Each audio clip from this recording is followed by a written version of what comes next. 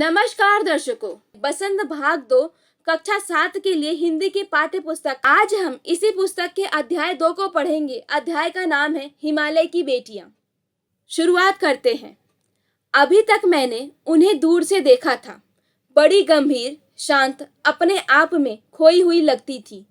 संभ्रांत महिला की भांति वे प्रतीत होती थी। उनके प्रति मेरे दिल में आदर और श्रद्धा के भाव थे। माँ और दादी, मौसी और मामी की गोद की तरह उनकी धारा में डुबकियां लगाया करता। परंतु इस बार जब मैं हिमालय के कंधे पर चढ़ा तो वे कुछ और रूप में सामने थी।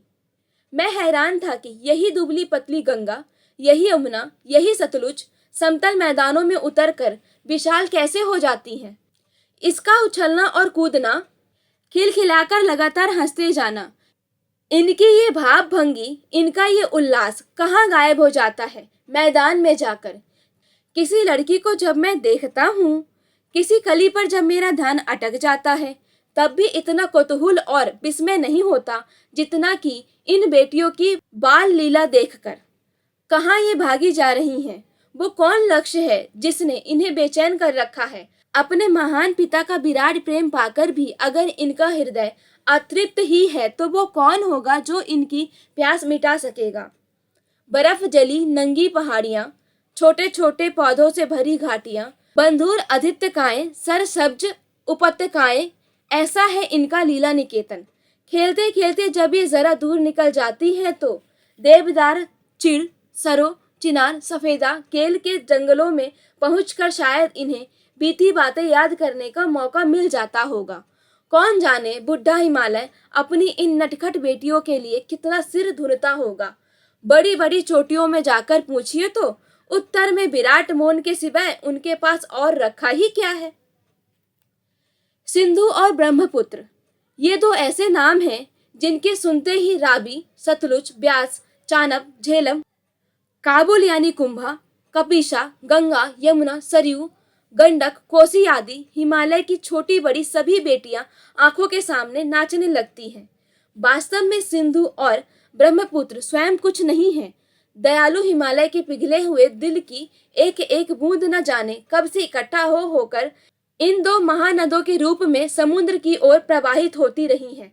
कितना सौभाग्यशाली है वो समुद्र जिसे पर्वतराज हिमालय की इन दो बेटियों का हाथ पकड़ने का श्रेय मिला। जिन्होंने मैदानों में ही इन नदियों को देखा होगा, उनके ख्याल में शायद ही ये बात आ सके कि बूढ़े हिमालय की गोद में बच्चियां बनकर ये कैसे खेला करती हैं। माँ बाप की गोद में नंग धड़ंग होकर खेलने वाली इन बालिकाओं का रूप पहाड़ी आदमियों के लिए आकर्षक भले न हो, लेकिन मुझे तो ऐसा लुभावना प्रतीत हुआ वो रूप की हिमालय को ससुर और समुद्र को उसका दामाद कहने में कुछ भी झिझक नहीं होती।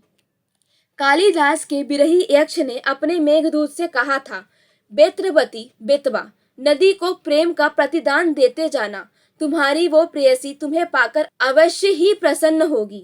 ये बात इन चंचल नदियों को देखकर मुझे अचानक याद आ गई और सोचा कि शायद उस महाकवि को भी नदियों का सचेतन रूपक पसंद था। दरअसल जो भी कोई नदियों को पहाड़ी घाटियों और समतल आंगनों के मैदानों में जुदा जुदा शक्लों में देखेगा, वो इसी नतीजे पर पहुंचेगा। काका कालेलकर ने नदियों को लोक माता कहा है, किंतु माता बनने से पहले यदि हम इन्हें बेटियों के रूप में देख लें तो क्या हर्ज है।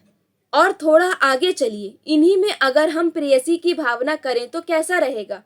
ममता का एक और भी धागा है जिसे हम इनके साथ जोड़ सकते हैं। बहन का स्थान कितने कवियों ने इन नदियों को दिया है। एक दिन मेरी भी ऐसी भावना हुई थी।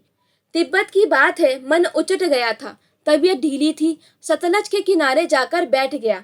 दोपहर का समय था, पैर लटका दिए पानी में। थोड़ी ही देर में उस प्रगतिशील जल ने असर डाला, तन और मन ताजा हो गया तो लगा मैं गुनगुनाने, जय हो सतलज बहन तुम्हारी, लीला अचरज बहन तुम्हारी, हुआ मुदित मन हटा खुमारी, हुआ मुदित मन हटा खुमारी, जाऊं मैं तुम पर बलिहारी, तुम बेटी ये बाप हिमालय, चिंतित पर चुपचाप हिमालय, प्रकृति नटी के चित्रित पट पर अनुपम अद्भुत छाप हिमालय, जय हो सतलज बहन तुम्हारी। बच्चों, ये एक निबंध है जिसे नागार्जुन ने लिखा है। जाते जाते आप ये बताकर जाइए कि ये निबंध आपको कैसा लगा। इस निबंध के विषय में अगर कोई प्रश्न है तो वो आप मुझसे कमेंट करके पूछ सकते हैं।